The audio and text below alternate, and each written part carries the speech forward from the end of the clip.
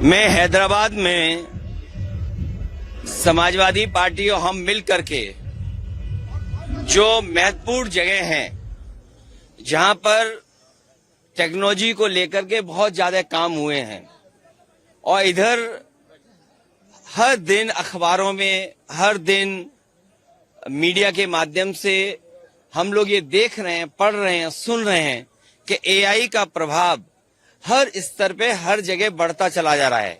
हमारा agriculture sector हो, medical sector हो या कोई अन्य सेक्टर भी अगर हम देखेंगे तो एआई का बहुत प्रभाव बढ़ता हुआ चला जा रहा है। इसलिए एआई को लेकर के यहां पर एक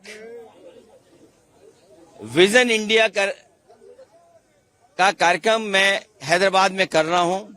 विजन इंडिया का मकसद यही है कि देश विजन के साथ चले, न्यू इंडिया कैसे किस दिशा में बढ़े, पॉलिटिक्स डिवीजन की ना हो, पॉलिटिक्स विजन की हो। इसलिए मैं हैदराबाद आया हूं।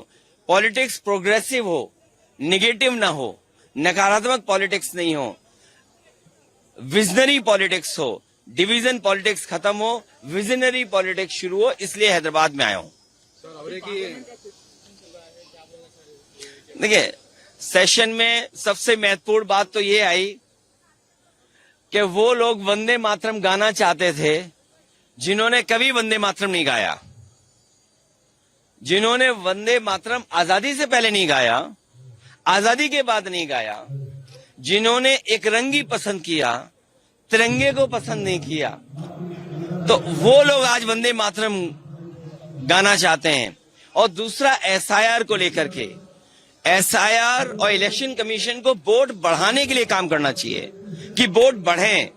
और मैंने जैसा कहा और फिर कहता हूं कि यूपी में 3 करोड़ से ज्यादा वोट कटने जा रहे हैं। अगर आप सोचें 3 करोड़ वोट अगर कट जाएंगे और बीजेपी इलेक्शन कमीशन मिलकर के ये साजिश कर रहे हैं कि जहां जहां बीजेपी हारी है वहां पर वोट ज्यादा काट दें, तो ये तो साजिश है। लोकतंत्र में, डेमोक्रेसी में साजिश है। और ये एसआईआर नहीं है, एसआईआर के बहाने एनआरसी है। जो एनआरसी ये सीधी लागू नहीं कर सकते थे, वो एनआरसी लेकर के आए हैं। ये लोगों के कागज झुंडवा रहे हैं। अगर कभी एनआरसी लागू हो तो कागज क्या देने पड़ेंगे? यही तो कागज देने पड़ेंगे। और फिर आप लोग तो एक उस शहर के जो टेक्नोलॉजी को समझते हैं, आधार को आधार ही नहीं मान रहे हैं। ये सबसे बड़ा दुर्भाग्य है कि आधार में हमारे रेटिना की इमेजेस हैं, हमारे फिंगरप्रिंट्स हैं, हमारा पूरा डिटेल उसके अंदर है।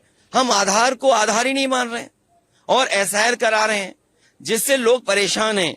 इन्होंने नोटबंदी में परेशान किया, जीएसटी से उद्योगपतियों को परेशान किया, कोविड में परेशान किया और अब एसआईआर से परेशान कर रहे हैं। क्या सोच सकते हैं आप यूपी में 3 करोड़ से ज्यादा वोट कट जाए? तो ये कैसी डेमोक्रेसी है? अगर हमें वोट ही नहीं डालेंगे हम, तो फिर लोकतंत्र को कैसे बचाएंगे? अभी हम बाबा साहब भीमराव अम्बेडकर जी की प्रतिमा देखते हुए आ रहे थे। बाबा साहब भीमराव अम्बेडकर जी ने तो अधिकार दिया हमें वोट डालने का, एक वोट डालने का अधिकार। यही वोट हमें हक दिलाता है, यही वोट हमें न्याय दिलाता है, यही वोट हमें आरक्षण दिलाता है, यही वोट हमारी सुरक्षा करता है, यही वोट हमें नौकरी दिलाता है, यही वोट है जिससे हम अपना गुस्सा सरकार के खिलाफ निकाल सकते हैं। ये वोट ही काट दे रहे हैं।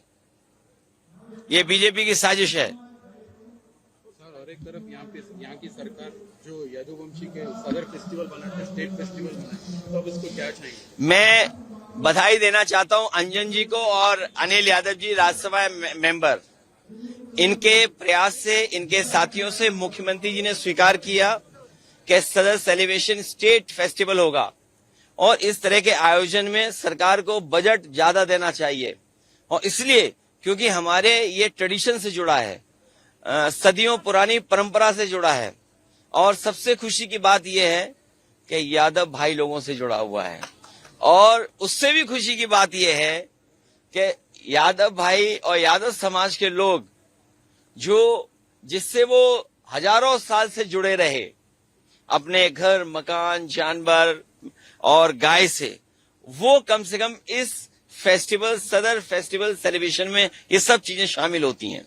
सर कल मेसी आ रहा सर हैदराबाद के बारे में। हैं? सर केटीआर का आज मिलने का एजेंडा क्या है सर? मैं देखिए केटीआर और आदरणीय केसीआर साहब हमारे साथी हैं और मैं उनके साथ हमेशा रहा हूं, हमेशा रहूंगा। सर कल फुटबॉल प्लेयर मेसी आ रहा सर। ये तो बहुत खुशी की बात है कि फुटबॉल जैसा खेल जो दुनिया का सबसे लोकप्रिय खेल है, कलकत्ता के बाद दिल्ली और आपके शहर में आ रहा है। इस शहर के नौजवान जो फुटबॉल को प्रेम करते हैं उनके लिए बड़ी खुशी की बात है, क्योंकि दुनिया का सबसे बड़ा स्टार है फुटबॉल का। अभी तो हमें नहीं मौका मिल रहा है, कभी हमें रॉबर्टो कार्लोस के साथ उनके साथ एक मंच पर फुटबॉल एक दूसरे को पैर से खेल करके हम लोगों ने पास की थी।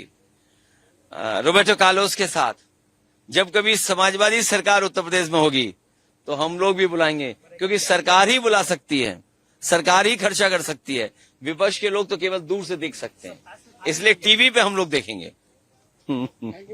Thank you. अगर आप ये वीडियो YouTube पर देख रहे हैं तो हमारे चैनल को सब्सक्राइब कर बेल आइकन दबाएं और Facebook पर देख रहे हैं तो हमारे पेज को लाइक करें।